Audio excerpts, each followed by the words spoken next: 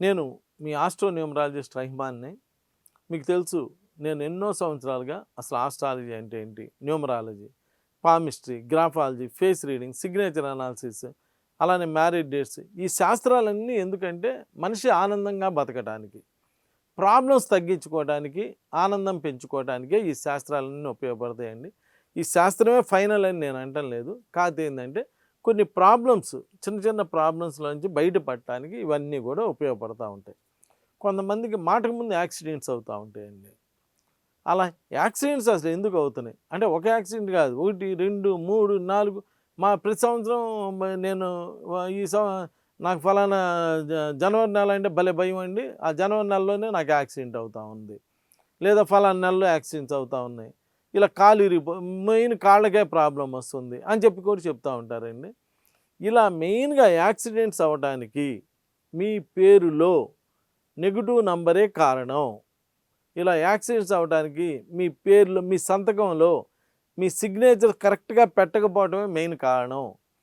మీ జాతక చక్రంలో దుష్టగ్రహాలు కలిసి ఉండటం, అవి ఉండకూడని ప్లేస్లో ఉండటం, అలా జరగటం వలన కూడా యాక్సిడెంట్స్ అవుతూ ఉన్నాయి.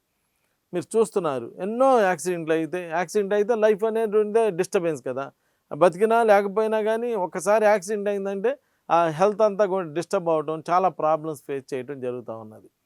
సో ఇటువంటి యాక్సిడెంట్స్ నుంచి, వాటి నుంచి తప్పించుకోవాలి, అలాంటివి జరగకుండా చక్కగా మన జీవితం మనం ఆనందంగా బతకాలంటే మీరు నన్ను ఒక్కసారి కలిస్తే మీకు ఆస్ట్రాలజీ ప్రకారం, న్యూమరాలజీ ప్రకారం, పామిస్ట్రీ, గ్రాఫాలజీ, ఫేస్ రీడింగ్ ఇవన్నీ చూసి మీకు మంచి రెమెడీస్ ఇవ్వటం జరుగుతుందండి.